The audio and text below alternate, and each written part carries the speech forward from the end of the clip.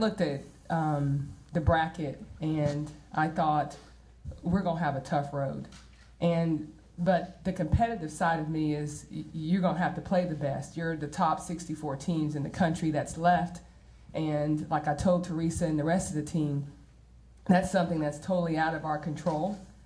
But what is in our control is how hard we're gonna come out and play tomorrow.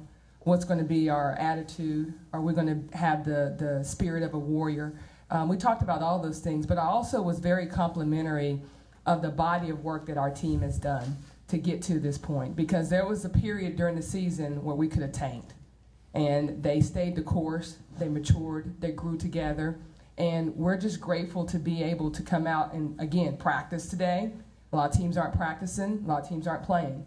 And so, you know, when you, and I've been around for a while where you can't read too much into the bracket. You just need to read into your team. And so that's what I've learned to focus in on, is what our team has to do no matter who's below or above us on that bracket line. Questions? Raise your hand. Right here. Nikki, I just wanted to ask you, with Green Bay, what did you know about them this week, and what are you preparing for them when you see them this, with this game? Well, first, they're a well-coached team. You don't win consecutive games, 20-plus in a row, and not be well-coached and prepared. 2 losses on the year, that's a pretty impressive record. They've got a team which we've seen similar style of play when we played Florida Gulf Coast, Missouri. I mean, they can shoot the 3-ball. We've got to be aware of that.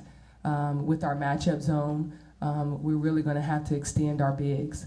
So that's what Plaisance was talking about. That's going to be a challenge for them. And they understand that. And I said, we're 6'5", and they're not, but they also are very capable and skilled at their respective post positions.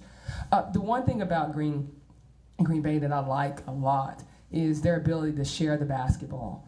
They have a balanced attack. They do a great job of finding the open player, and they have a very patient way of playing the game.